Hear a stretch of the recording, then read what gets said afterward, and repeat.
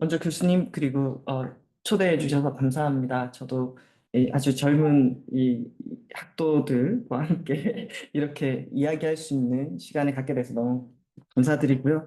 이 기후변화 정책은 교수님께서 훨씬 더 잘 아시는데 제가 한국에서 저는 얘기를 기능의 국제 쪽을 좀 많이 알죠. 네, 네.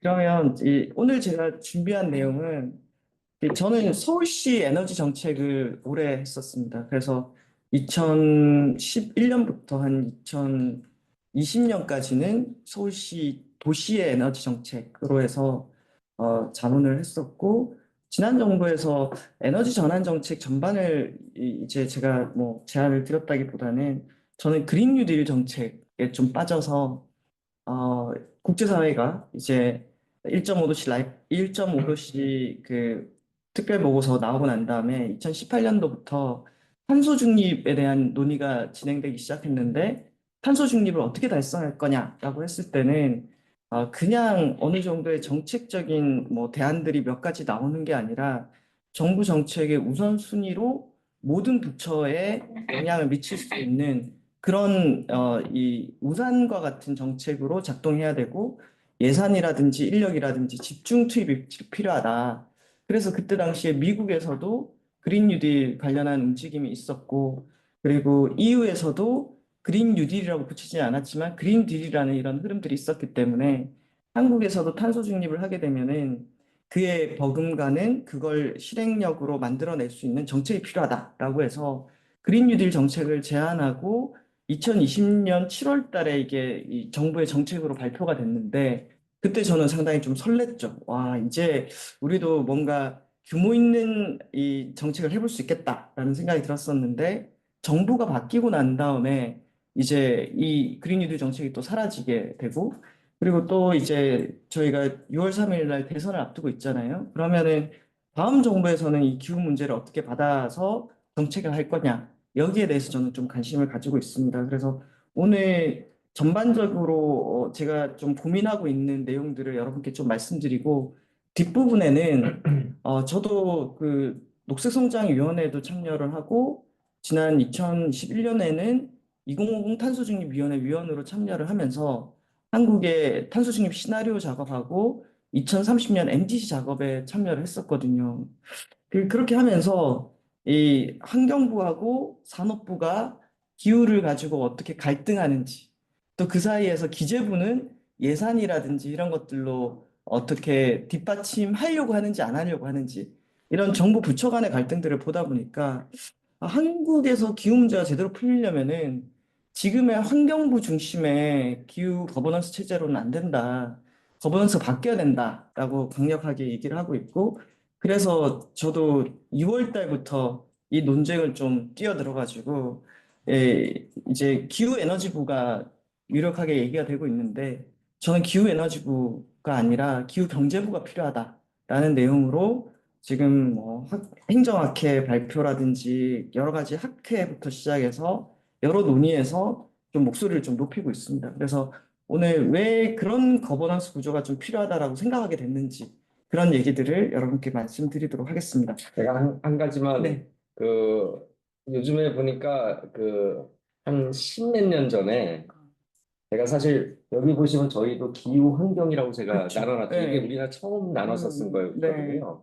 기후 아젠다가 워낙 네, 커져가지고 그래서 아직도 요즘에도 제가 기후 변화에서 환경하면 저는 이거는 잘 모르는 것 같은데 이런 생각이 들 정도 저렇게 음, 박혔는데 근데 이제 그리고 나서 한 십몇 년 전에 제가 그때 이제 그 녹색이 위원 활동할 때 네, 그 대통령 보고할 때 기후 에너지부를 만들어야 된다. 맞아요. 네, 그런 논의들이 좀 있었죠. 네, 네, 근데 저는 어쨌든 그런 쪽의 어프로치가 기후변화를 중심으로 잘 풀려면 뭔가 메인스트림 차원에서 뭔가가 포커스가 돼야 되는데, 이제 이따가 하실 때 굉장히 저는 기대가 되는 게, 네, 이제 보통 이제 시민사회에 계신 분들은 그게 아니라 환경 위주로 굉장히 많이 얘기를 보통 하시잖아요. 근데 이 박사님께서 이렇게 제가 볼 땐 전문가 역시 전문가시다는 생각이 드는 게 이 기후변화를 메인스트림하기 위해서는 왜 그런가를 고민을 하셔서 그렇게 하셨을 것 같아요. 어떤 정치적인 그런 게 아니라 그래서 굉장히 많은 기대를 하고 있어. 네, 왜 그런 생각에 도달하게 되셨을까? 네, 예.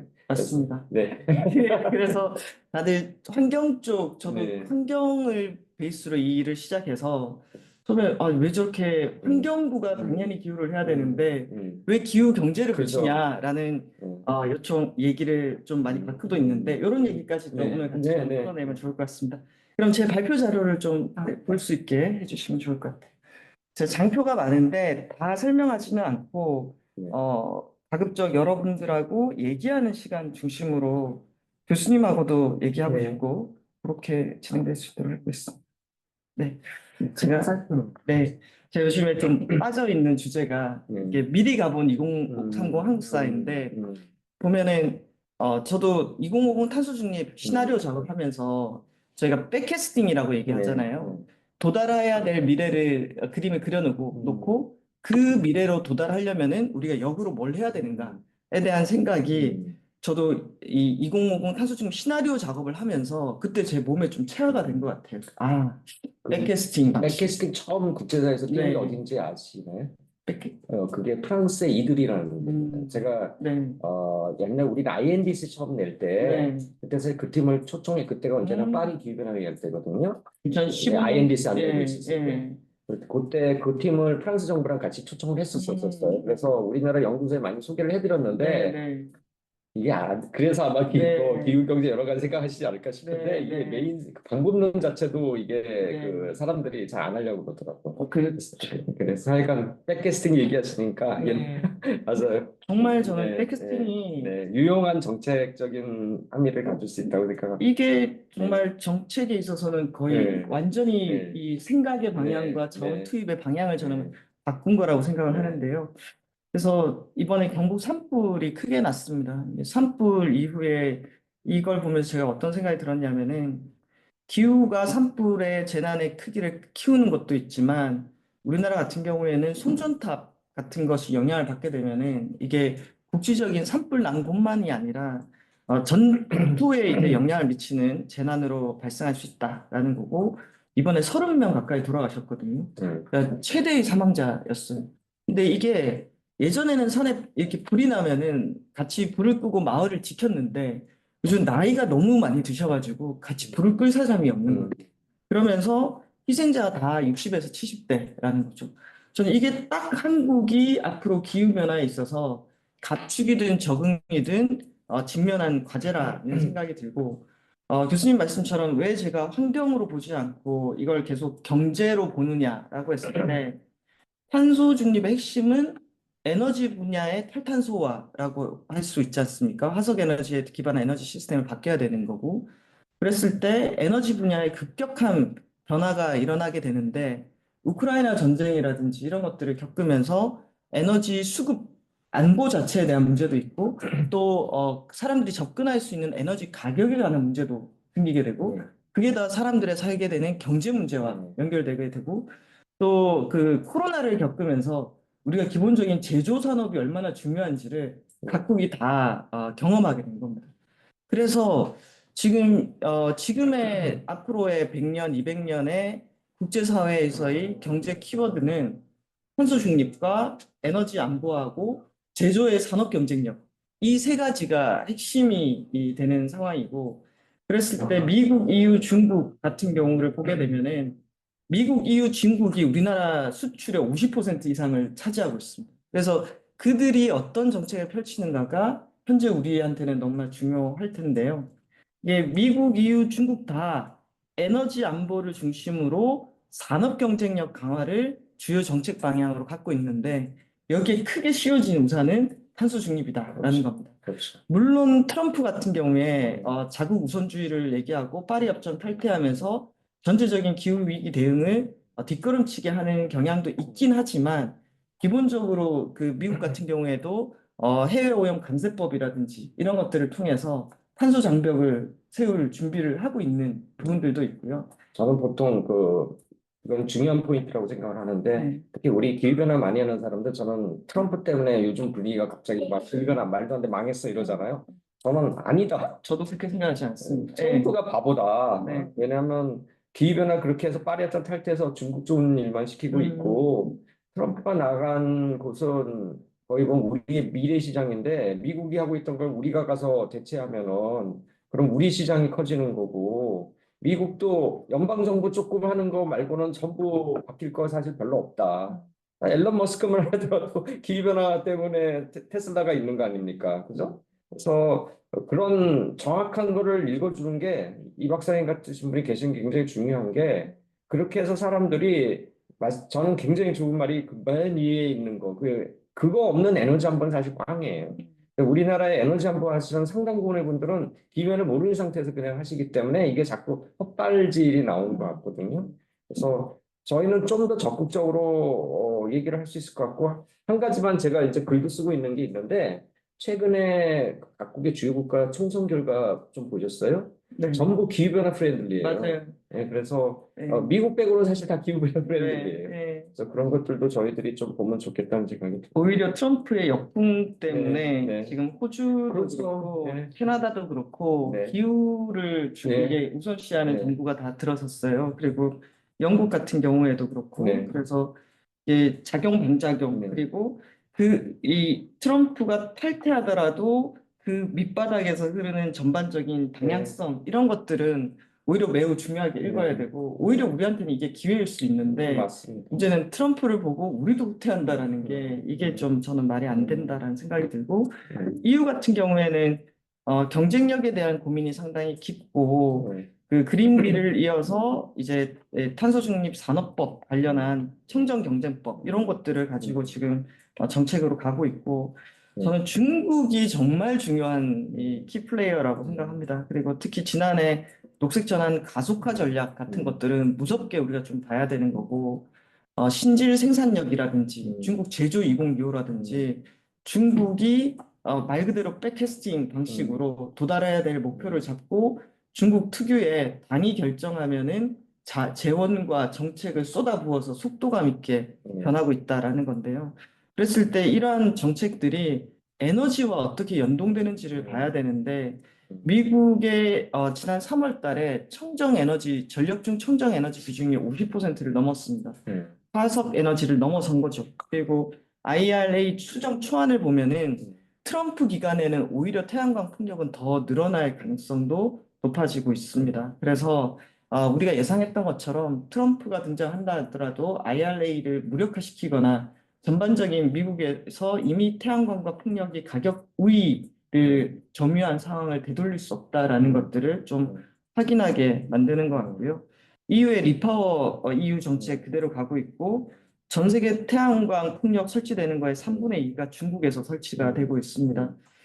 그랬을 때 2030년이라고 딱 얘기를 하게 되면은 요 그림이 지금 이명박 정부 이 교수님께서도 2010년부터 기후환경법 정책센터 만들었던 게 요 시기부터 맞아요. 우리나라에서도 녹색 성장 얘기하면서 기후가 정책으로 들어오기도 했었거든요. 문제는 그때 설정한 감축 목표를 전혀 지키지 못하고 BAU 비중대로 늘어났다라는 겁니다. 그건 지난 한 15년 동안 한국의 기후 정책이 메시지는 있었지만 작동하지 않았다라는 것을 의미하고 현재 2030년 목표가 있고 이 새로운 정부가 출범하게 되면은 35년 NDC 설정 그리고 지난해 기후 소송에 따라서 31년에서 49년 경로에 대한 메시지를 담은 탄소중립 녹색성장 기본법 개정 이런 것들을 지금 좀 해야 되는데 그랬을 때 윤석열 정부에서 만들었던 탄소중립 녹색성장 기본 계획이 이제 다음 정부는 30년의 목표를 그대로 고스란히 달성해야 되는 이런 상황에 이제 놓이게 된 거죠. 그래서 제가 다음 정부가 어떤 일정하에 놓여 있는지를 이제 이게 작업을 한번 해본 거고 보면은 30년을 목표로 설정한 약속들이 많습니다. NDC도 있고 메탄 사육도 있고 재생에너지 세배도 있고 또 그 국토의 30%를 보호구역으로 만든다라는 이런 약속들도 다 30년에 맞춰져 있는 거죠. 이 얘기는 다음 정부는 이런 약속들을 뒤로 미룰 수 없이 5년 임기 내에 5년 임기가 될지 뭐 개헌에 따라 어떻게 될지는 모르겠습니다만 거의 5년이 확실시 된다라고 했을 때 해야 되는 상황인 거고 그 사이에 시밤이라든지 IMO 규제라든지 EU ETS가 건물이나 수송으로도 확장된다라든지 뭐 디지털 제품 여건이라든지 수많은 통상과 관련한 이런 이 일정들도 이 속에 있는 거죠. 그리고 그 속에서 현재 이 윤석열 정부 하에서도 2030년까지는 석탄 발전소 20기를 폐쇄하기로 되어 있습니다. 그러면 여기에 따른 이 일정들이 있습니다. 그래서 그냥 현재 상황으로도 해야 될 일들이 이렇게 있다라는 거고요. 그런데 구조적으로 한국이 저성장 사회 진입, 성장률 0%대 전망 얘기가 나오고 있고, 특히 저는 상당히 심각하게 생각하는 게 한국의 인구 구조입니다. 2030년이 되면은 4명 중에 1명이 65세 이상입니다. 30년이 되면은 인구의 절반이 50세 이상입니다. 그러면 이 인구의 절반이 50세 이상이라고 했을 때 제가 이제 고민하는 거는 그에 따라서 뭐 이제 돌봄에 대한 비용이라든지 국민연금 이슈도 있겠지만 인구의 절반이 50세 이상이면은 이 탄소 중립과 같이 사회적으로 급진적인 변화를 만들어야 되는 이런 정책을 수용하거나 추진할 동력이 좀 약해진다라는 거. 그리고 사람들이 갖고 있는 자산의 구조도 되게 변합니다. 그러니까 지금은 투자라든지 이런 쪽으로 간다 그러면은 부동산이라든지 되게 현금화된 자산들. 근데 국가도 거대한 인프라나 거대한 대변화에 투자할 수 있는 여력도 줄어들게 됩니다. 그래서 이게 얼마나 심각하냐면은 지금 2025년도에 유소년 인구 100명당 65세 이상의 인구 비중이 119명인데 5년 사이에 이게 얼마나 늘어나게 되냐면은 312명이 되는 거예요. 네, 이게 한국이 인구 구조에서 이 정도를 이게 모든 정책을 입안할 때 인구 구조를 고민해야 되는 상황이 된다라는 게 제가 이제 머릿속에서 이제 정책을 할 때 다른 나라들은 우리가 그린 뉴딜을 실패하고 거의 사라지는 사이에 그들은 속도가 났거든요. 그래서 지난 이 속도에서 쌓아 올리면 되는데 우리는 다시 시작을 해야 되는 상황이다라는 거죠. 그래서 이게 뭐 너무나 잘 알듯이 1.5도씨 마지노선과 탄소 중립의 경로인데 정말 엄청나지 않습니까? 저는 요 탄소 중립에 있어서 우리나라도 모든 온실가스를 2050년까지 중립화하는데 그중에 핵심은 에너지잖아요. 에너지인데 이 구조가 1차 에너지를 보여주고 있는데 저도 제 나이를 이제 굳이 공개하면서 이런 것들을 보여드리는 게 정말 진짜 백캐스팅을 하고 남아있는 시간에 대한 이해를 하려면은 이런 구조가 저도 필요하다고 생각했어요. 예를 들면은 이 화석 에너지가 77%인데 거의 계속 정점이잖아요. 네. 이 상황에서 2050년에 거의 제로 가까이를 상정한다고 했을 때 지난 50년 동안 쭉 늘어왔던 게 이제 거의 바닥을 향해서 내려가는 상황들을 만들어야 되는데 이게 얼마나 어려운 일인가. 예, 저도 21년도에 교통 분야의 탄소 중립 시나리오 작업하는 회의를 가게 되면은 그때 저희가 전기차 보급 얘기를 주요 대안으로 만들고 있잖아요. 근데 제가 태어난 75년도에 우리나라에 등록된 자동차 대수가 19만 대였어요. 지금 2,587만 대거든요.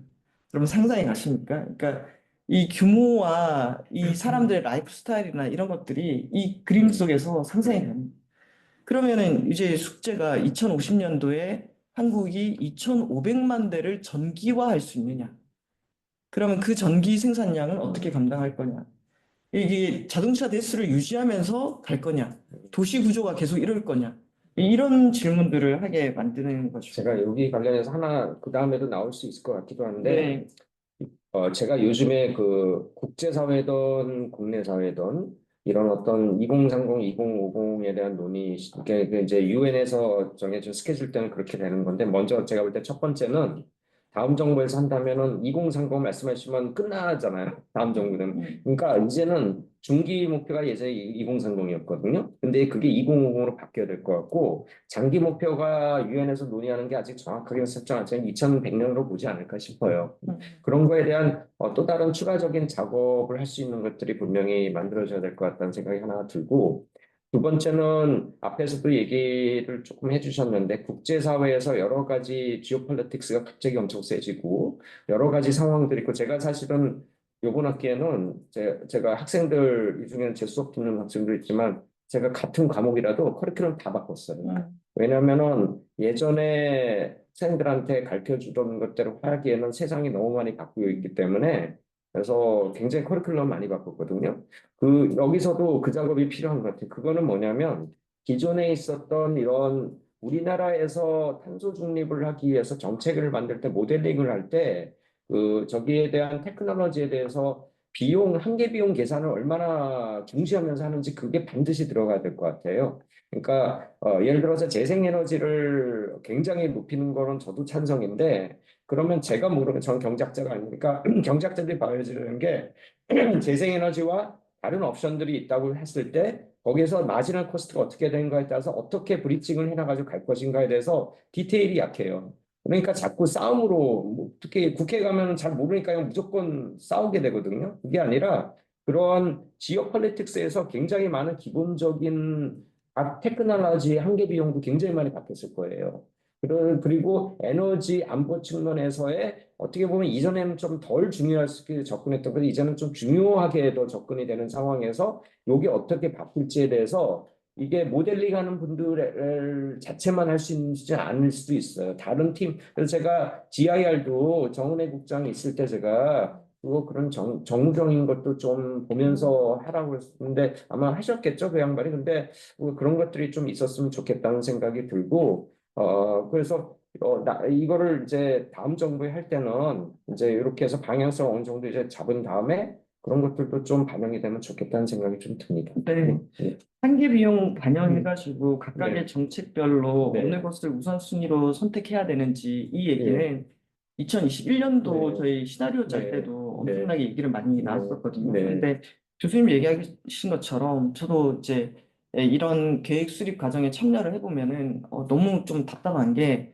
한국이 그런 정책적인 결정을 할 수 있는 데이터 기반이라든지 조사 기반이 너무 빈약해요. 예. 맞아요. 그래서 그 얘기도 제 네. 정부 부처 개편 네. 관련해서 네. 저도 좀 좋습니다. 같이 네. 말씀드리고 싶은데 일단 요런 과정 속에서 이게 이제 2020년 이후에 지금 보면 중국도 쌍탄소 정책이라고 해가지고 2060년에 이제 이 제로로 수렴하는 정책을 발표하고 있고 저게 주요국 미국하고 EU하고 중국의 이 탄소 중립 경로고 특히 독일의 2045년도 탄소 중립 경로고 한국의 탄소 중립 경로거든요. 그래서 이런 것들을 보면은 와 세상에 이게 정책이 얼마나 크게 바뀌어야 된다라는 것. 저도 처음에 저런 보고서들이 지금 곳곳에서 나올 때마다 정말 새로웠거든요. 예전에 BAU 대비로 하다가 어쨌든 끝점을 50년이든 60년이든 이렇게 제로를 향한 이런 정책들이 나오고 거기에 특히 중국 같은 경우에는 속도감 있게 밀어붙인다라는 것들을 이제 알 수 있었고 이게 제가 2019년부터 24년까지 주요 국가들이 지난 5년 동안 그린딜, 리파워 EU, IRA, 1 플러스 N 이 정책들을 규모 있게 시행해 가면서 거기에 세부 정책으로 탄소 중립 산업법, 청정 경제법 뭐 이런 것들을 계속해서 만들어내면서 이게 한편으로는 국가 정책도 있지만 한편으로는 기후 공시 제도라든지 이런 것들로 서로 막 얽혀가면서 이게 속도감 있게 진행됐던 과정들을 보여드리고 싶었던 거고 그 사이에 코로나도 있었고 우크라이나 전쟁도 있었고 특히 지난해에는 EU와 미국의 선거 이런 것들이 이제 주요 국가들의 탄소 중립 정책의 속도, 내용 이런 데 영향을 미쳤다라는 것들을 보여드리고 싶었고 제 개인적으로는 지난해까지가 탄소 중립 버전 1.0 올해부터가 버전 2.0이라고 생각을 해요. 예, 버전 1.0까지를 좀 보게 되면은 이런 정책들이 아까 교수님께서 그 각각의 정책 수단별로 한계 비용이 어떻게 바뀌고 있는지 이런 것들을 다시 한번 점검해야 된다. 왜냐? 상황이 너무나 많이 바뀌었기 때문에라고 하는 거에 너무나 동의하는 게 어쨌든 지난 4년 사이에 태양광 모듈 가격하고 누적 설치 용량 그리고 배터리 비용과 밀도 이런 것들이 바뀌었고 전 세계 에너지 투자 규모에서도 청정 에너지하고 화석 에너지 비중이 이렇게 교차가 됐고 거기 플러스해서 중국 같은 경우에는 이제 판매되는 차량 2대 중에 1대가 전기차가 되기 시작했고, 이런 게 지난 4, 5년 동안에 바뀐 거고, 요게 이제 속도감 있게 더 경제 체제로 편입될 가능성이 있다. 그래서 저는 한국이 너무 뒤처졌다, 지금 이 상황. 이런 말씀을 드리고 싶었던 거고, 이게 이제 글로벌 탄소 중립 2.0 버전에서 주요 국가들의 정책들, 그다음에 NDC 2.0의 타겟, 그리고 미국 같은 경우에도 바이든 정부가 퇴임하기 전에 60일에서 66% 정도를 내세웠고, 이게 트럼프 들어오는데 이게 무슨 소용이냐라고 얘기했지만 미국의 주들은 이 목표를 지키겠다라고 하고 있고, 최근에 연방 정부하고 주정부 사이에 요 관련한 소송들이 급증되고 갈등이 일어나는 것들을 좀 보고 계실 겁니다. 그래서 그 상황에서 EU나 중국이 35년 NDC를 어떻게 낼 것이냐, 뭐 이런 것들이 또 관심 사항이기도 하고요. 그래서 이런 전체적인 맥락 속에서 봤을 때 이미 기후라는 게 탄소 중립과 관련해서 국제사회의 통상이라든지 이런 것들과 연결되기 시작했고, 사람들은 이게 기후가 통상으로 연결되는 것은 감축에 대한 비용을 경제 구조 안에 들어오게 만드는 거거든요. 그랬을 때 그게 탄소 배출권이라든지 아니면은 관련한 기후 클럽 논의가 되는 것도 프리라이더, 무임승차하는 사람들을 없애겠다라는 거기 때문에 예를 들면은 이런 것들이 공시라든지 실사라든지 탄소 국경 조정제라든지 이런 방식으로 아주 구체적으로 제도화되고 있는 흐름들은 속도의 조절은 있을지언정 이런 방향들은 앞으로 더 가속화될 거다. 특히 기후 재난이 가속화될수록 정치적인 압박이라든지 이런 것들이 제도화의 흐름들을 만들어낼 거다라고 저는 생각하고 있습니다. 특히 프랑스 같은 경우가 전기차 보조금을 주면서 전기차 생산 전 과정에서 배출된 탄소 배출량을 기준으로 그 기준보다 높으면은 보조금을 끊었죠. 그랬을 때 전기차 생산할 때 원료들이 철강, 알루미늄, 원자재, 배터리가 있고 그다음에 에너지, 가공하고 조립하는 데 들어가는 에너지, 그리고 프랑스까지 실어 오는데 운송해서 배출량 이런 것들을 할 때 저런 계수들이 다 국가별로 다 차이가 날 텐데 저런 계수를 낮추는 것이 결국 장기적인 통상과 산업에서의 경쟁력이 될 거다. 그리고 모든 기업이 스콥 1, 2, 3로 배출량을 산정할 때 스콥 2의 산정의 핵심은 전력이잖아요. 그러면 이 전기의 탄소 배출 계수가 경쟁력으로도 연결될 것이다라는 것들을 알 수가 있습니다. 그래서 저는 이 구조가 되게 중요하다고 생각하는데 이게 1kW 시당 탄소 배출량 나타낸 거거든요. 영국이 238인데 최근에 영국은 지난해 석탄 발전소 모두 폐쇄하면서 100 이하로 100g 이하로 떨어졌어요. 미국이 킬로와트 시당 369g이고 한국이 432g이고 이 중국이 여전히 좀 높거든요. 500g 이상 들어가는 것 같은데 여기 가려가지고 잘 안 보이는데 그랬을 때 중국은 여전히 석탄 발전 비중이 60% 이상이거든요. 그래서 킬로와트 시당 탄소 배출 비중은 이 높게 나타납니다. 그래서 중국이 뭐 하느냐? 오른쪽에 보게 되면은 저탄소 공업 원구, 니어 제로 탄소 배출 시범구, 제로 탄소 산업 원구라고 해가지고 산업단지를 만들고 그 산업단지에 입주하게 되면은 재생에너지 공급 100%라고 해서 거기서 생산한 제품의 탄소 발자국을 그 최소로 만들 수 있는 그런 산업 정책을 펼치고 있거든요. 저희도 이번에 저희 6월 6일 날저 제로 탄소 원구 한 곳을 저도 방문하기로 지금 계획을 짜고 있어가지고 실제 중국이 어느 정도로 이 탄소 중립 관련한 산업 경쟁력에 집중하고 있는지를 좀 보고 올 예정입니다. 한 가지만 더 네, 제가 나중에 잊어버리기 전에 네. 이게 너무나 좋은 그림이고 중국의 이런 것들도 잘 하시게 너무나 흥미롭고 좋은데 나라가 하나 더 추가됐으면 좋겠어요.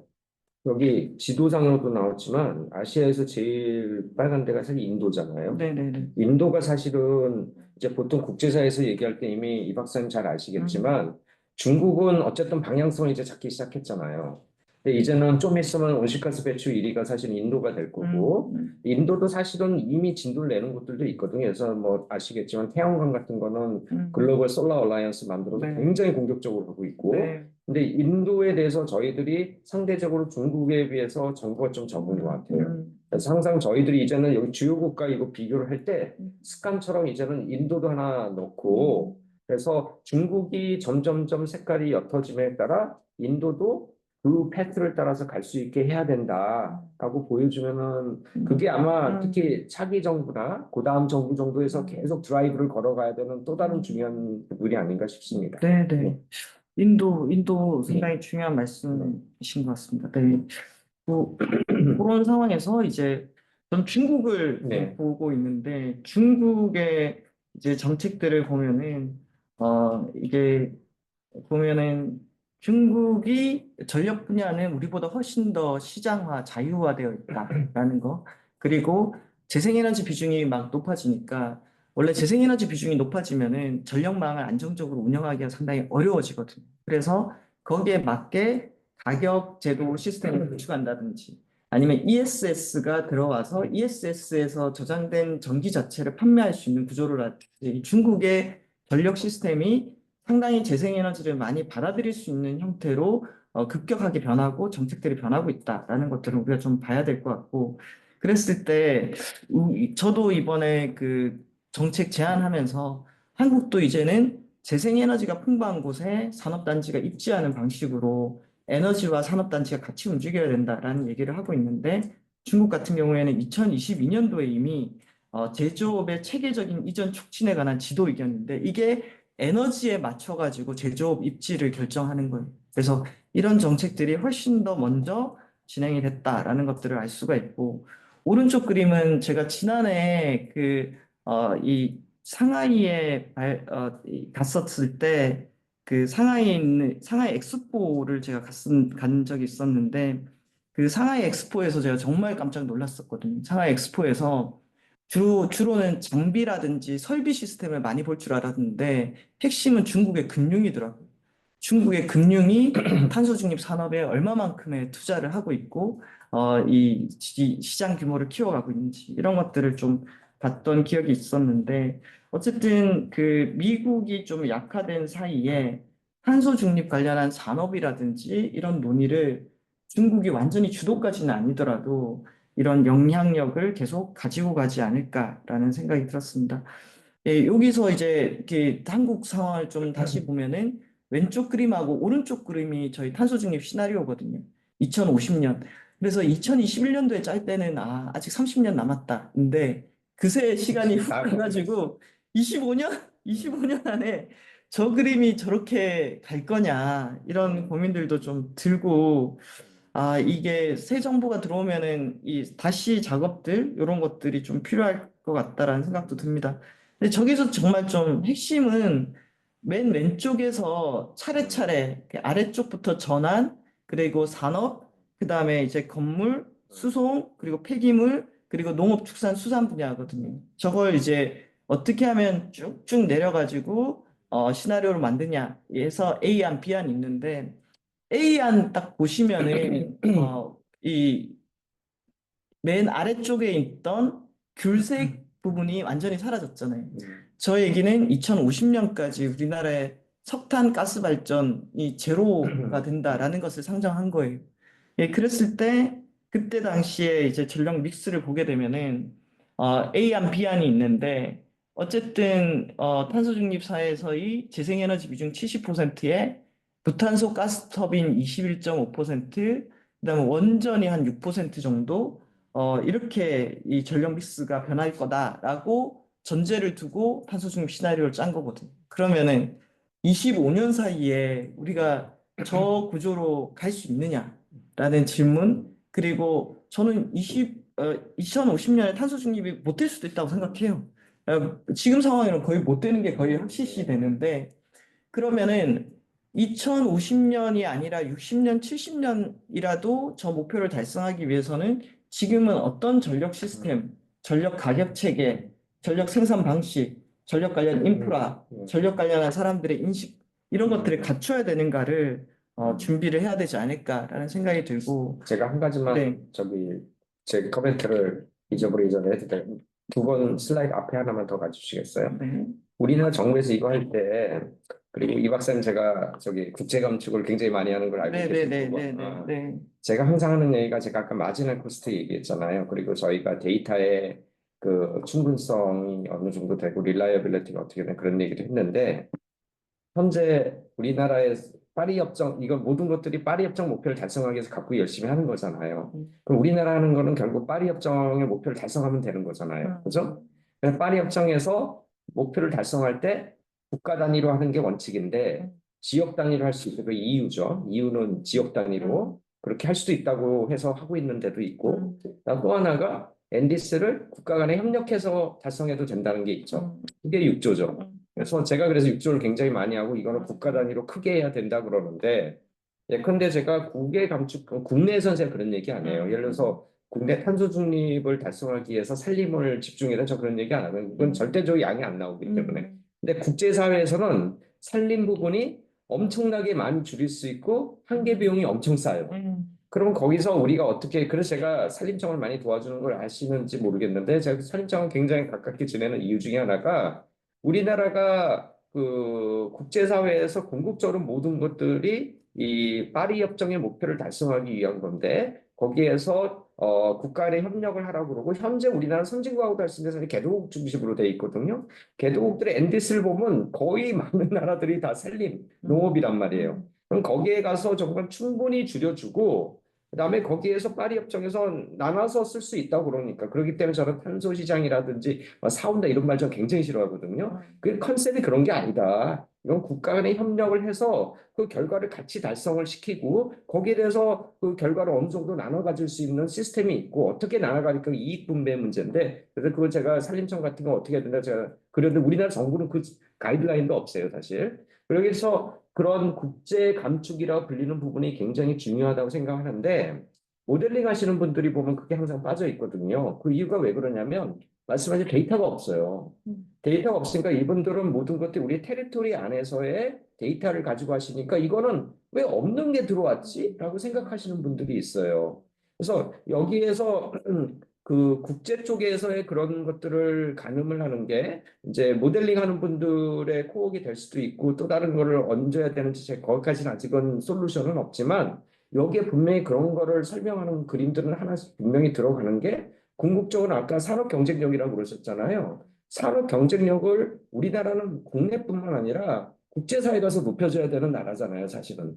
그렇게 하기 위해서는 가장 좋은 게 파리 협정에서 서버레인 스테이트들이 어그리를 했다고요. 이렇게 하라고 그랬고 사실은 이렇게 할 수 있는 포텐셜을 가지고 있는 나라나 그렇게 느끼는 나라 국제사회 거의 없어요. 우리나라밖에 없다시피 해요. 우리나라, 일본, 뭐 호주 뭐 이런 정도. 뭐 저는 스위스, 싱가포르 얘기할 때 저는 별로 헛웃음을 기는 게 거기는 뭐 에미션이 거의 없잖아요. 그래서 그런 입장이 비슷한 나라들이 사실 맨날 안 되거든요. 그러니까 그거는 우리가 어떻게 보면 제가 즐겨 사용하는 얘기는 룰 세팅을 우리가 할 수 있는 부분인데 우리나라는 텐던스가 다른 데서 어떻게 하고 있나 계속 주시면 그러니까 답이 안 나오는 것 같아요. 그래서 그런 것들도 이게 지금 제일 출발점이 모든 거에 온실가스 감축할 때 출발점은 여기서부터 나오니까 요게 그런 것들도 좀 이렇게 같이 포함을 시켜줘서 거기서 정책적으로 자연스럽게 흘러나올 수 있게. 안 그러면 아니 이거 뭐 여기 국내에서 이렇게 다 할 수 있고 할 수 있는데 왜 굳이 하냐고 근데 제가 그래서도 마지널 코스트를 같이 넣어보면 얘기가 굉장히 다를 거란 말이죠. 요거 같은 경우에는 네.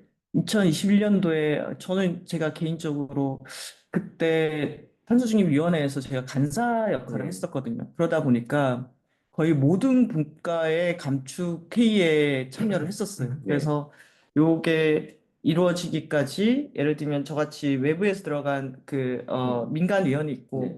정부 부처가 총출동을 하죠. 왜냐하면 네. 다 각각의 임무를 부여받으니까. 그랬을 때 저기 보면은 전환하고 산업 분야 같은 경우에는 이제 산업부 소관이 있잖아요. 그리고 건물하고 수송은 국토부고, 폐기물 환경부고, 저희 보라색 같은 경우에는 농업축산수산 분야, 그리고 말씀하신 저기 흡수원 같은 경우에는 산림청 이렇게 네. 해가지고 계속 회의를 하는 거예요.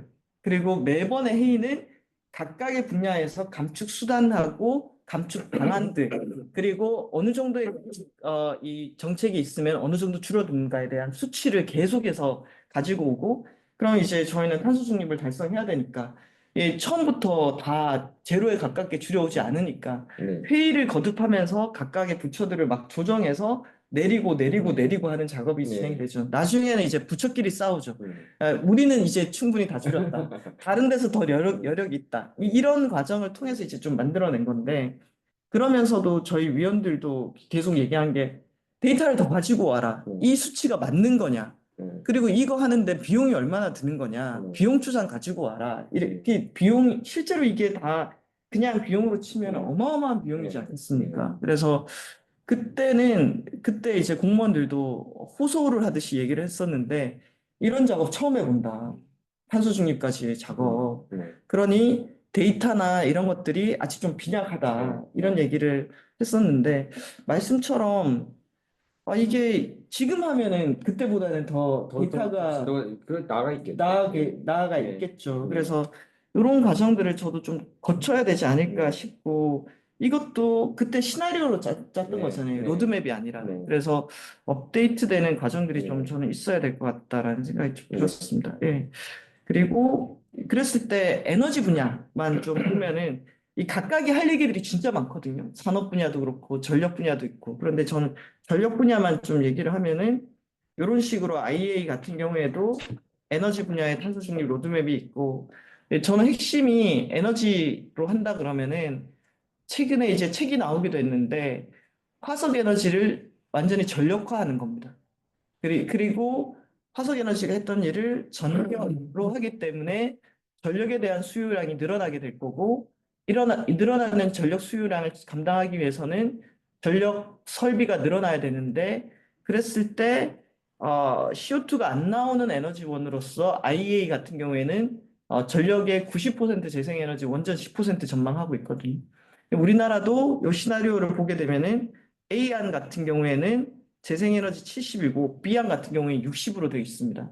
그러면 이런 재생에너지가 60에서 70이 됐을 때의 재생에너지의 설비 용량이 늘어나는 거. 이게 늘어난다고 했을 때 전력망을 어떻게 운영할 거냐. 그러면 전력망을 제대로 운영하려면은 수요 자원 시장이라든지 ESS라든지 가상발전이라든지 스마트 그리드라든지 섹터 커플링이라든지 이런 것들이 어떻게 기술 안에 들어오게 할 거냐.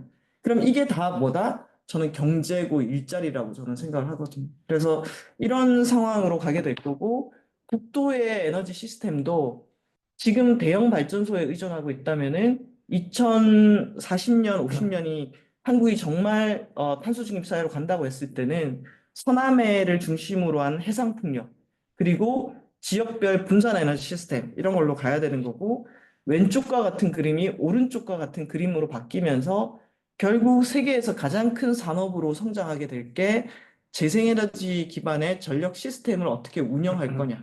여기에는 하드웨어 인프라부터 시작해서 소프트웨어까지 여기에서 솔루션을 찾는 곳이 저는 세계 경제에서 상당히 중요한 역할을 하게 될 거다. 이게 일자리가 될 거다라고 생각을 하고 있습니다. 그래서 이제 우리가 지금 기후도 있고 AI가 이 환경이라든지 산업이나 노동에 미칠 영향도 있고, 또 이거에 따라서 지역 같은 경우에도 우리가 영향을 받게 될 텐데, 여기에서 이 하나하나를 숙제를 풀다 보면은 다른 데는 부정적인 효과가 나타날 수도 있잖아요. 그래서 이걸 좀 같이 풀 수 있는 그림들을 좀 그려야 된다라고 했을 때, 탄소 중립 사회에서의 재생에너지 기반의 전력 시스템이 경제에서의 큰 역할을 하게 될 거고, AI가 늘어나기 위해서라도 에너지가 뒷받침되어야 되는데, 그랬을 때 AI 시대의 에너지도 재생에너지하고 배터리 저장 장치의 역할들이 있을 거고, 그래서 우리나라도 수도권에 밀집되어 있고 전력망에 부하를 주는 이 수도권의 데이터 센터라든지 이런 게 올 것이 아니라 지역으로 가야 된다. 지역 분산형으로 가야 된다라는 것들을 좀 패키지로 접근할 필요가 제가 있겠다라고 하나만 생각합니다. 한 재미삼아 질문 하나 해도 네, 될까요? 네네네. 여기 이 박사님은 원자력하고 CCS는 어떻게 하실 거예요? 음, 저는 원자력은 네. 지금 모든 후보들이 AI를 얘기하면서, 예를 들면 김문수 후보 공약을 보면은 AI를 위해서 원자력을 하겠다라고 돼 있고, 원자력 발전 60% 전력 믹스를 얘기하고 있어. 그리고 전기요금 반값, 산업용 요금 반값 이렇게 얘기하고 있는데, 일단 저는 그 AI나 현재의 전력은 지금 필요로 한 거예요. 근데 원자력 발전 같은 경우에는 지금 지으면은 완공까지 10년 걸리는 거예요. SMR 같은 경우에도 35년도 상용화. 그래서 저는 현재의 문제를 풀고 현재의 AI 지금도 시간 단위로 AI 경쟁력이 이루어지고 있는데 10년 뒤에나 수급 가능한 원전을 가지고 이걸 대안으로 얘기하는 건 시점상 정말 안 맞다라는 생각이 일단 들고, 그다음 두 번째는 저는 그 한국 사회가 지금도 이미 경쟁력을 갖고 있는 태양광이나 풍력 같은 경우에는 이게 미래의 에너지라고 얘기를 하고, 아직 있지 않는 SMR 관련해서는 SMR 산업단지 공단을 지금부터 조성하고 있거든요. 그래서 뭔가 현재에 집중해서 해야 될 일과 뭐 장기적으로 저는 연구는 할 수 있다고 생각하거든요. 이 연구에서 아직 상용화되지 않는 것들 사이에 정책을 할 때 시점 차이가 너무 많이 나고 이게 안 맞다라는 생각을 좀 많이 하고 있습니다. 네. 그래서 제가 이제 그거는 우리 사회에서 그 하나 뭐랄까 컨센서스 이뤄내야 되는 문제인 것 같아요. 우리는 뭐 저희들은 뭐 다 알고 있고 여기에 뭐 학생들도 알고 있지만 우리나라에서 둘 중에 하나만 선택해야지 둘을 얘기하면은 쟤는 회색 분자가 되고 뭐 이런 분위기 요즘에는 좀 그래도 언더스탠딩이 올라진 것 같아요. 근데 하나 제가 UAE에서 그때 글로벌 스타트테이킹 했었을 때 그때 이제 그 디시전이 나오면서 이제 1.5도씨 얘기를 하면서 1.5도씨를 달성하기 위해서 재생에너지가 제일 중요하다. 그리고 다른 클린 테크놀로지도 이용할 수 있다라고 디시전이 국가들이 다 컨센서스로 합의를 했어요.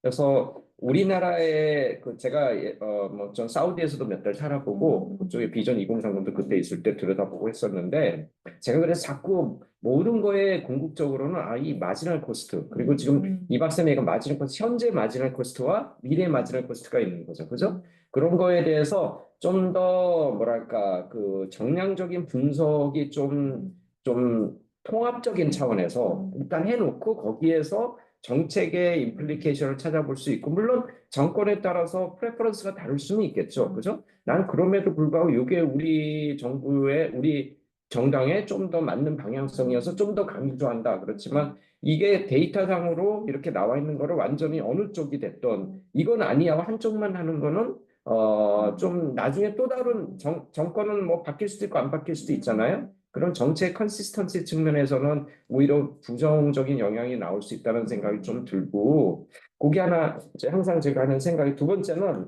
AI 말씀하셨잖아요. 사실 저희 연구원이 제가 요즘 AI도 굉장히 많이 하는데 저는 AI는 글로벌 규모화 관련해서 이제 군사적 분야에서 이제 그쪽이 제일 중요하거든요. 그래서 저희 연구원이 이제 그 한국하고 네덜란드하고 그거에 대해서 이니셔티브를 고위급으로 해서 하고 있어요. 거기에 현인 그룹이 있는데 전 세계 AI 전문가들 다 모여 있어요. 거기 글로벌 커미션인데 저희 연구원 이사장이 거의 의장이시고 저희 연구원이 한국 기관 파트너 기관이에요.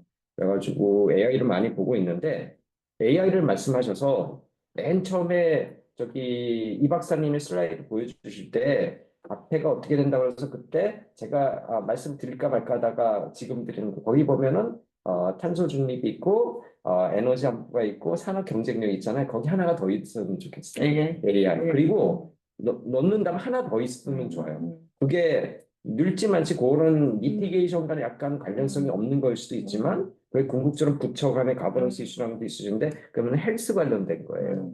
그게 제가 이 말씀을 드리냐면 이 헬스 AI가 IT로부터 시작된 AI죠. 클라이밋 이게 G20에서 미래의 먹거리가 될 수 있는 기술이 뭔가 그걸 논의했을 때 세 가지였어요. 그리고 세 가지를 커넥팅 더 덕스 해야 돼요. 서로 연계를 시켜야 된다. 근데 헬스 분야는 미티게이션보다는 좀 다른 측면에 좀 강하니까 그걸 약간 뒤로 하더라도 AI는 당장 에너지에서는 굉장한 지금 함의가 있잖아요. 그래서 그럼 아예 처음부터 상수로 딱 놓고서 이렇게 논의를 해가고 정책을 만들어 가야지. 그래서 AI가 이러니까 이렇게 해야 된다는 게 나올 것 같아요.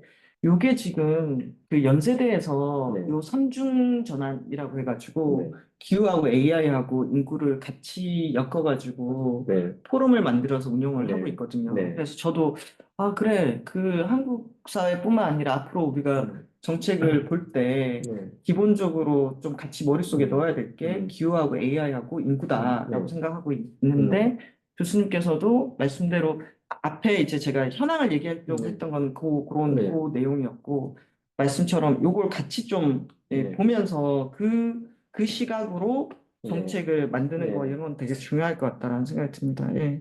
그래서 저도 흥미롭게 그 연세대 그룹이 이 세 가지를 가지고 어떻게 조합해서 정책적인 방향을 낼지 보고 있는데 계속 세미나하고 작업을 좀 하고 계시더라고요. 예.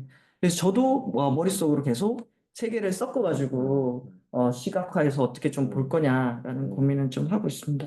이제 거의 좀 제가 얘기하려고 네. 했던 부분들은 이건 이제 지난해 중국 가면서 중국의 상하이, 신청 같은 경우는 더 할 텐데 전력화와 디지털화 되고 있는 도시에 대해서 좀 네. 고민하게 됐고 이건 지난달에 제가 영국의 옥토퍼스 영국 답사를 다녀왔는데 이게 전력과 디지털이 어떻게 연결돼 가지고 전력 시스템 안에 들어오고 있는지를 보게 되고 미국의 구글이 지금 전력 산업에 뛰어들었거든요. 그래서 정말 AI나 디지털 기술이 향후 탄소 중립과 연관된 전력 시스템에서 무슨 역할을 하게 되는지 이런 것들을 확인하게 됐고 요게 지금 한국의 시장이거든요.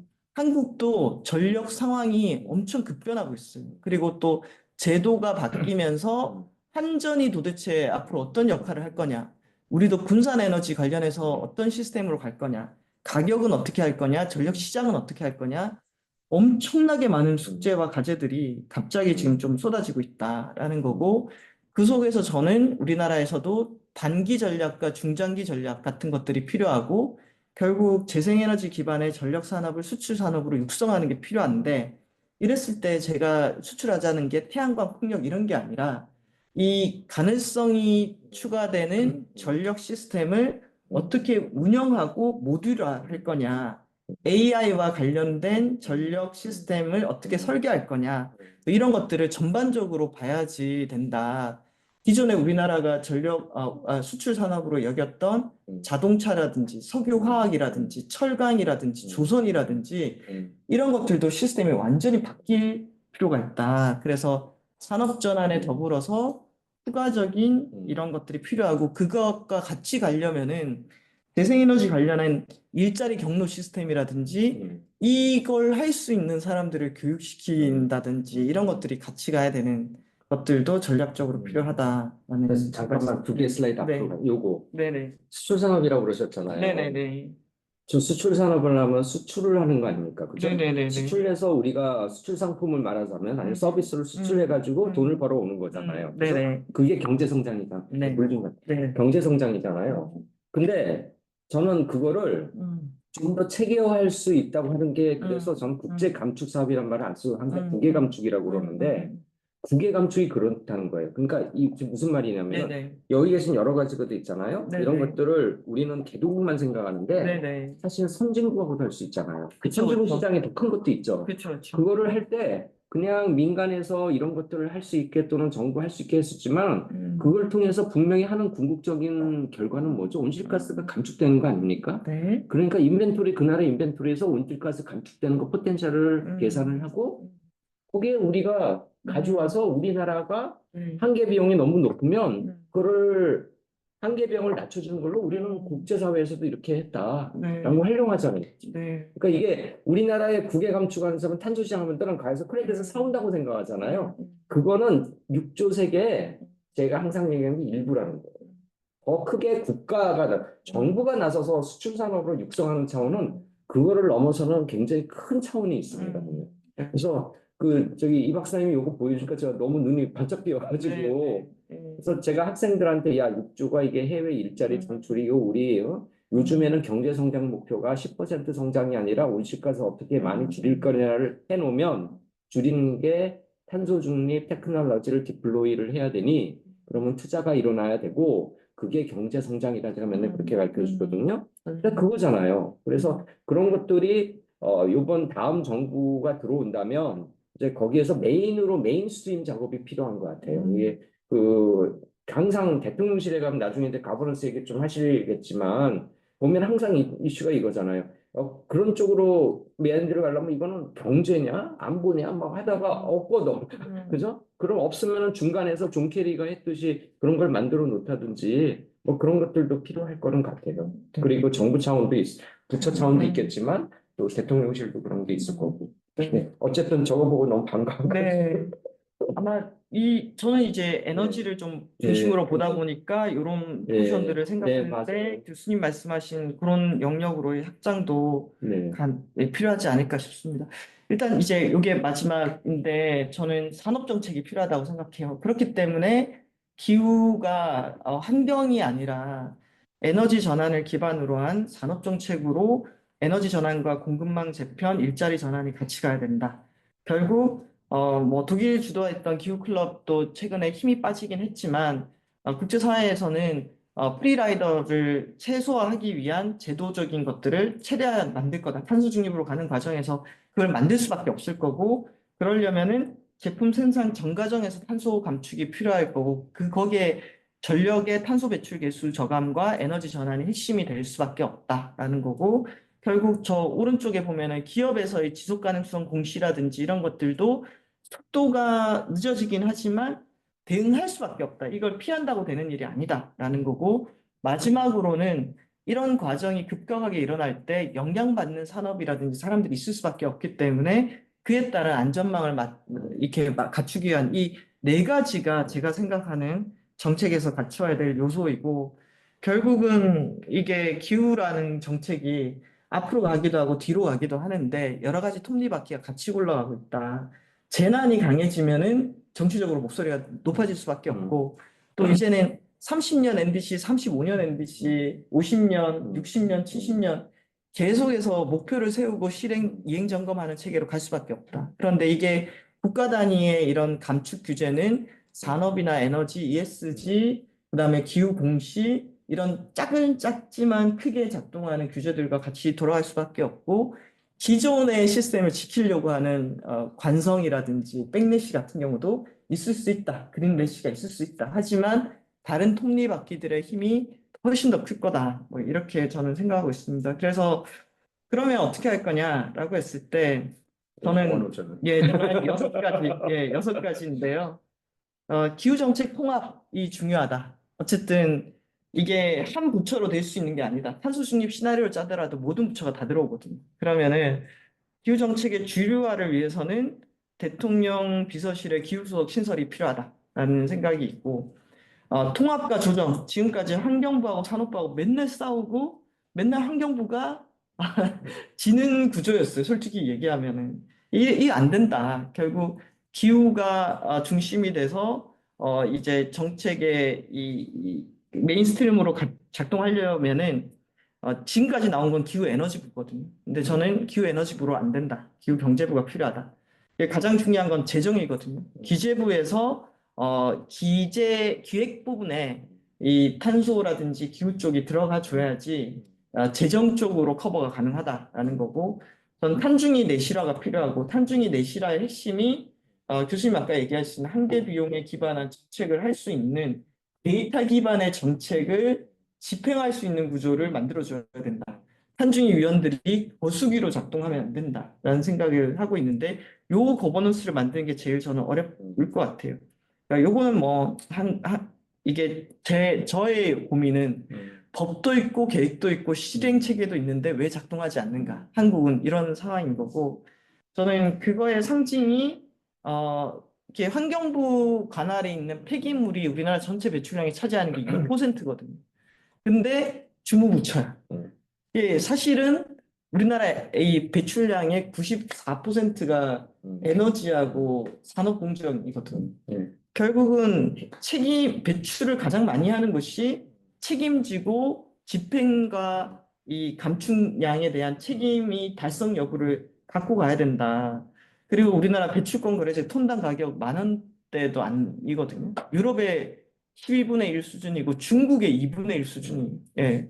그래서 이런 것들을 끌고 가기 위해서라도 환경부가 총괄하는 것은 불가능. 결국 이 많이 배출하는 곳이 책임을 지고 집행할 수 있도록 해야 된다라는 생각이고 나머지는 다 교수님 그때 아까 초기에 예, 2010년도에 기후에너지부 제안하셨다고 예, 했는데 실제로 그때 당시에 많은 국가들이 음, 기후하고 에너지부를 음, 만드는 음, 부처 개편들을 했었어요. 맞아요. 예, 그리고 그때 당시에 이때 그 김동욱 교수님하고 정준하 박사가 음, 작업했던 보고서가 있어요. 아, 저는 이 보고서가 제일 핵심이라고 보거든요. 그때도 정책 기획 조정 능력, 집행력, 산업 촉진 등 능력, 정치적 합의 가능성, 개편의 용이성이라고 했을 때 기후에너지부를 신설 대안으로 냈었어요. 저기 보면은 음, 기재부 당시 현재의 산업부죠. 음, 기재부의 에너지, 환경부의 기후 합쳐가지고 기후에너지부를 신설하자라는 거고 저의 요즘 주장은 저기 칼럼 뒤에 보면 세 번째 칼럼 음, 지경부의 환경부의 온실가스 정책을 이관해서 저는 기존 조직으로 정책을 일원화한다. 음. 이게 저는 지금 시점에 맞는 안이라고 봐요. 제가 조때 지경부 때요. 네, 제가 지식경제부의 음, UNFCC 협상 TF 체어였어요. 네, 그래서 그때 이제 코펜하겐 회의가 2009년에 있었잖아요. 제가 그쵸, 그쵸. 2001년 9년도 때 그때 TF 체어를 하기 음, 시작했는데 음, 그때 제가 정부 대표단 할 때 뭐라고 그랬냐면 음. 당시 교토정서 시대죠. 그죠? 네네네. 앞으로는 음, 기후변화는 그 파이낸스가 주도할 거다. 음, 음, 그리고 기후변화는 바텀업이 될 거다. 음, 음, 응? 그래서 이게 경제 성장이다. 음, 제가 그런 얘기를 막 음, 떠들었어요. 그러니까 음, 그때 제가 그렇게 자신 있게 얘기했었던 게 왜 음, 그러냐면 음, 해펀트비 제가 유학을 할 때 제 지도 교수가 음, 사실은 파리 협정을 만든 띵커 그룹의 핵심 멤버예요. 음, 그래서 그거를 유학할 때부터 저야 왜 저런 생각하지? 항상 그 생각하고 음, 있는데 이제 세상이 그렇게 가고 있었고 그다음에 지지자에는 사실은 제가 제 선생님을 소개시켜 줄 거예요. 원래. 그래서 그 제 선생님의 저탄소, 탄소 중립 아이디어 있죠. 그 맥켄지 보면은 그 맥커브 있잖아요. 그런 거를 만든 그 유태인 그룹이거든요. 그 그룹에서 이게 규제로만 하니까 안 먹히는 거예요. 그래서 아예 지속 가능한 발전이 가능한 프레임으로 기후 기술을 다 디플로이를 하자. 그렇게 해서 나온 거고, 그런 때, 그 그룹들의 영향으로, 요때 2010년, 11년 되면 영국도 그랬고, 기후에너지부가 상당히 패셔너블 했었죠. 그쵸. 그런데 우리나라가 그때 굉장히 녹색 성장을 한다고 해서 어쨌든 맥이 닿고 있었는데 그게 안 된 게 참 저도 안타까웠었어요. 네. 이때 이런 시도들을 한번 했었으면은 네. 정말 우리도 지금은 아닐 텐데. 그래서 요게 이제 제가 주요 국가들의 법, 행정조직, 위원회 네. 구조, 그다음에 그 2090년 대비 감축 목표 달성 정도, 네. 그리고 30년 목표, 35년 목표, 전력 중 재생에너지 비중 이렇게 비교를 했는데 물론 그럴 거예요. 아니 뭐 한국하고 독일, 영국, 프랑스 왜 비교하냐? 네. 쟤들은 훨씬 더 앞선 네. 나라들이고 우리는 아니지 않냐? 이런 얘기는 하는데 근데 저는 좀 억울한 면이 있긴 음, 한데 음, 우리도 탄소 중립 목표는 더 같다는 거예요. 물론 독일은 45년이긴 음. 한데 그러면은 이제 왜 선진국들은 훨씬 더 빠르게 탄소 중립 선언을 달성해야 되는 거 아니냐라는 거에 전 의견 동의를 하거든요.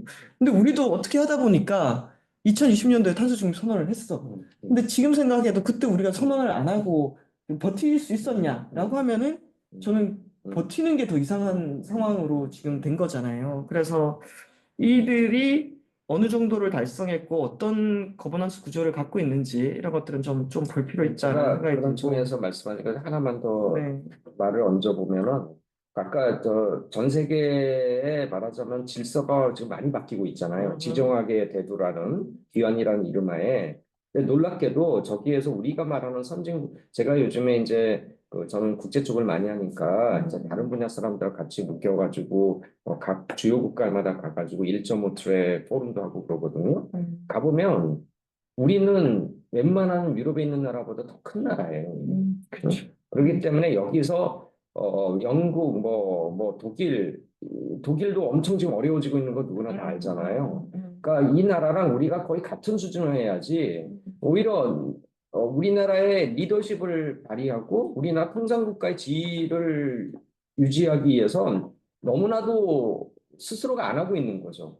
그래서 그런 측면에서 또 다른 측면에 약간 책임감이 있어야 되는 거 아닌가. 이게 다른 나라인데 우리나라는 그럼 걔네들이 볼 때 우리나라는 영국 수준의 사이즈의 나라예요.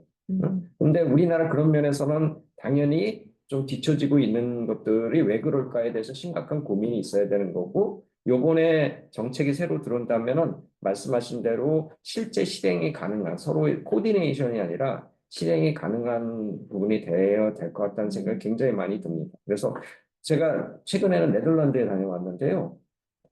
우리가 네덜란드가 우리를 못 따라오고 있더라고요. 그래서 그런 정도의 책임감이 있어야 될 것 같아요, 이제. 단순히 저쪽이 하는데 우리도 따라가자가 아니라 국제사회의 책임감을 가지고 우리가 통상국가로서 리드를 하는 나라이기 때문에 거기서 책임감을 가지고 살기 위한 기본적인 전제 있잖아요. 우리는 기본적인 전제가 안 맞춰져 있다. 그러니까 그런 차원에서 좀 더 적극적인 정책 개발이 필요한 것 같아요.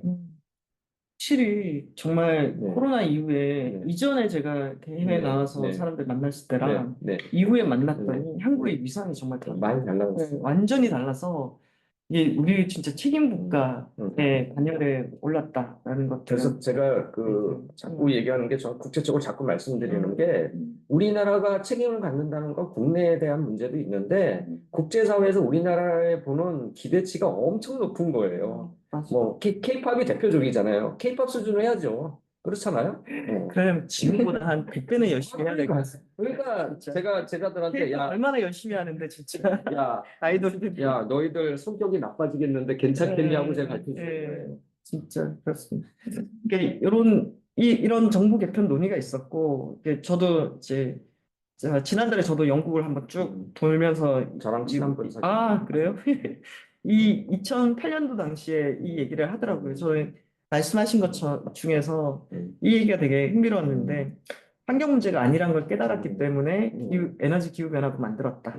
화석 에너지에 의존하는 경제 구조 문제이기 때문에 이 문제를 다루기 위해서 정부 구조 개편을 했고 한번 한다고 해서 그게 그대로 돌아가지 않는다. 그 안에서 난리가 난다. 재생에너지 그룹, 원전 그룹, 뭐 석탄 그룹, 화석에너지 그룹, 뭐 기후 그룹 막 싸우지만 어쨌든 같은 부처 안에서는 같은 얘기가 바깥으로 나가야 되기 때문에 그 사이에서 이제 합을 맞추는데 한 3, 4년 걸렸다. 이 경험을 얘기를 하더라고요. 그래서 저도 환경부하고 산업부가 각각의 부처로 갈등하는 게 아니라 기후하고 에너지하고 산업이 같이 그 안에서 맞아요. 지지 붙고 싸우면서 합을 이뤄서 가야지 부처 간의 싸움으로서는 답이 안 나온다라고 저도 제가 생각을 그때 네. 저 대표단 하면서 야, 앞으로는 이게 저탄소 경제다. 그때는 탄소 중이란 말이 없었으니까 저탄소 경제다 그랬더니 당시에 기변회사 저를 이렇게 로비로 부르더니 정래건 대사 그때 누구 대사였죠? 최모 대사 얘기했어요. 근데 네. 저를 부르더니 정 교수 기변호가 무슨 경제라고 떠들고 다닌다며 이거 환경이지 환경이지 저를 그래서 제가 너무 어이가 없어가지고 아니 대사님 미래는 아마 제 말대로 갈걸요? 제가 그렇게 얘기했는데 이 양반이 요즘에는 막 그 탄소 중립 경제 화신이라고 막 내가 주역이라고 떠들고 다니면서 제가 약간 좀 아이러니해. 근데 무슨 말이냐면 제가 그 얘기를 하려는 게 아니라 요 마이클 그로브 교수 이 얘기 하는 게 아까 제가 스탠퍼드 지도교수 등등이 이렇게 바꾼 건 이게 뭐냐면 이겁니다. 기존의 경제학 측면에서 보면은 엑스터널티 문제였던 기후를 매크로 이코노미 팔러시로 바꿔놓은 거예요. 그래서 지금의 예를 들어가지고 각 부문별로 얼마의 온실가스를 줄인다고 해서 그 대응 방향이 결국은 뭐냐면 기후 기술을 거기에 디플로이를 해야 되잖아요. 정책도 가기, 규제도 들어가긴 하지만. 그러면 이게 뭐냐면 결국은 투자가 말씀하셨듯이 투자가 일어나고 기술이 협진이 이게 경제성장 정책이잖아요. 그렇기 때문에 경제성장이 됩니다. 그래서 그게 패러다임이 저는 파리 협정이 교토 정서랑 그게 협정이 된 의정서가 아니라 협정이라 바꾼 게 패러다임이 완전 시프팅을 했기 때문에 같은 수준의 유엔의 뜻 밑에서 교토 의정서와 파리 협정 같은 수준을 놓을 수가 없는 거예요. 테크니컬리는 근데 UNFC가 있기 때문에 어떻게 할 수는 없지만 그래서 어그리먼트라는 거 이름을 써가지고 사실은 거기에 굉장히 다르다는 걸 담아놨어요. 근데 저는 그래서 기후변화에 대해서 파리 협정은 규제가 약하니까 이거는 뭐 실효성이 없는 거라고 저는 잘못 이해했던 이거는 경제성장 매뉴얼인데 매뉴얼을 가지고서 규제가 없다고 하는 건 잘못 이해했다고 생각을 하는 거죠. 그래서 딱 하여간 지난달에 뵀습니다. 네. 그래서 이거는 이제 거의 뭐 이거 테크니컬 산자부 조직도 환경부 조직도인데 이제 이게 기후 에너지 떼는데 산업부에서 에너지 떼고 환경부에서 기후 떼가지고 신설 부서 만드는 건데 저는 지난 정부까지 기후에너지부 만들었으면 됐다고 생각해요. 근데 그 사이에 세월이 바뀌었어요. 그러니까 지금 현재 바뀌었고, 정부 말하는 예, 거죠. 예. 그런데, 그런데 지금 상황은 저는 약간 산업 추격 전략이 같이 가야 된다라는 생각이 들고, 그랬을 때 산업부에 기후 탄소부가 들어가서, 일단 신설부서 힘이 없어요. 그리고 에너지하고 기후만으로 하나의 부처를 만들기에 부처의 이렇게 뭐죠? 규모나 이런 것들이 이걸 논의하는 사람들도 좀 적당하지 않다라고 생각하는 것 같아요. 그럴 바에야 환경부의 환경 기능이 기후 기능이 산업부로 가면서 초기 산업부 장관이 이 개념이 확실한 사람, 기후를 기준으로 에너지와 산업 전환을 같이 해야 된다라는 사람으로 앉힌다면은 그나마 추격 전략이라든지 이런 게 가능하지 않을까. 그리고 환경부는 남아있는 그 육지 해상의 30% 보호 지역 그리고 산림청 뭐 요런 걸 통해서 이런 거 있으면 부처 간에 이제 우리 못 받는다 이런 것들이 있잖아요. 그래서 이런 조정들을 좀 할 수 있지 않을까 싶은데 지금 정부안 이렇게 조직 개편안 발의안 나와 있는 게 있고 저는 영국의 CCC가 왜 강력할까 보면은 한국의 탄소중립 녹색성장위원회가 법적으로는 훨씬 더 상위거든요. 왜냐하면 심의 의결기구예요. 영국의 탄소중립위원회는 그냥 자문기구예요.